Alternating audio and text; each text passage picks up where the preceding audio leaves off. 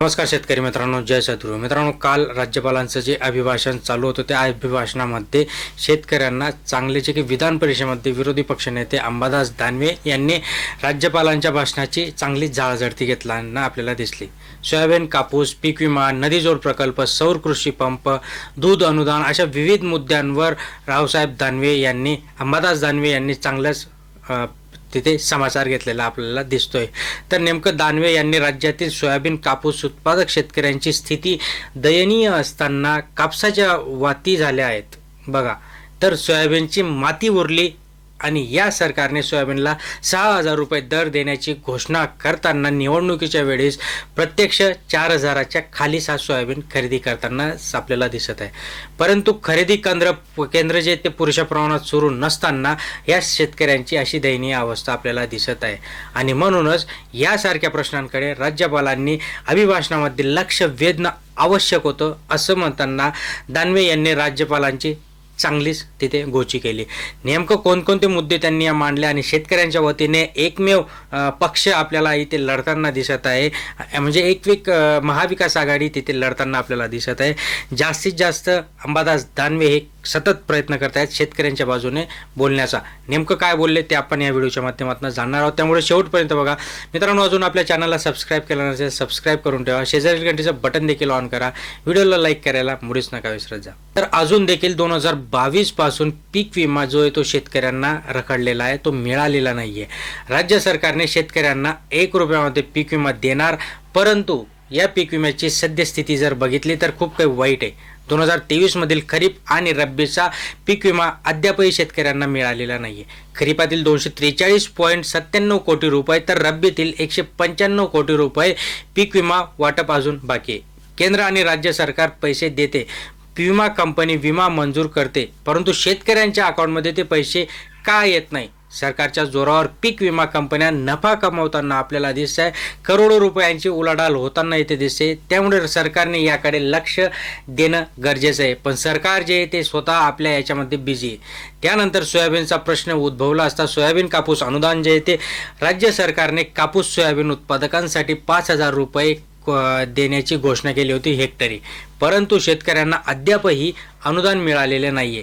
याकडे दानवे यांनी प्रकर्षाने बोलताना सांगितलं की सोयाबीन कापूस अनुदानातील 1,400 कोटी रुपये वाटप अजून बाकी आहे.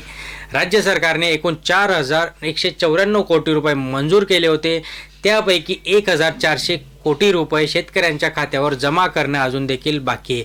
मग याला दिरंगाई का होते? हे सगळ्या गोष्टी का वेळेवर होत नाही? शेतकऱ्यांच्या बाजूने मांडणारा कोण, बोलणारा कोण, हे सरकारने लक्ष द्यायची गरज आहे.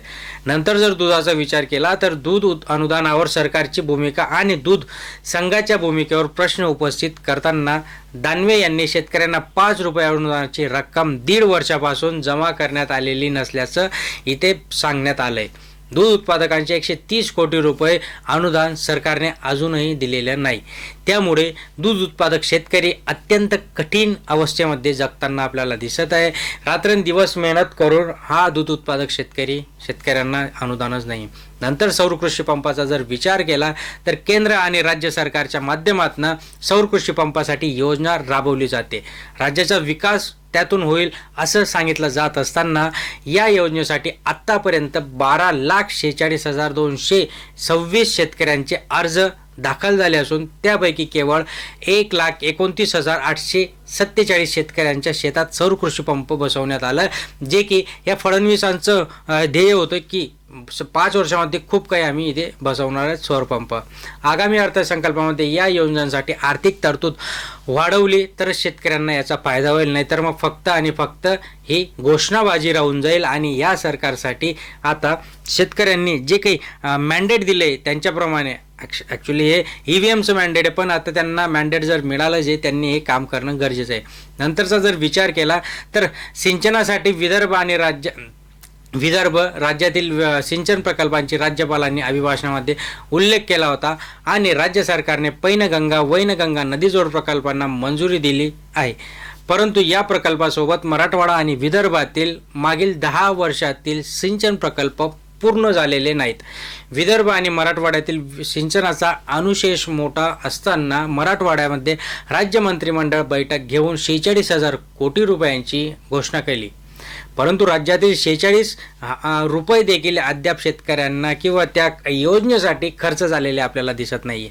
विदर्भातील सिंचन प्रकल्पासाठी याकडे दानवे यांनी प्रकर्षाने बोलताना सांगितलं की पंतप्रधान कृषी सिंचन योजनेच्या आत्तापर्यंत एकूण उद्दिष्टांचं केवळ 2.25 लाख हेक्टर क्षेत्राचं इथे सिंचनाखाली आलं आहे. मग बाकी पैशांचं काय, बाकी जे काही फक्त घोषणाबाजी होत असते या सरकारकडून, ते कामं कधी होतील?